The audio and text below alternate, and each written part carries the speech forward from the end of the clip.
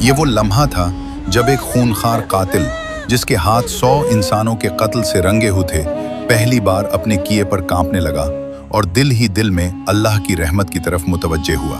وہ ہر شہر میں خوف اور دہشت کی علامت تھا۔ لوگ اس کے نام سے لرزتے تھے، مگر اس کے دل کے اندر چھپی ایک خالی جگہ اسے سچائی اور نجات کی طرف کھینچ رہی تھی۔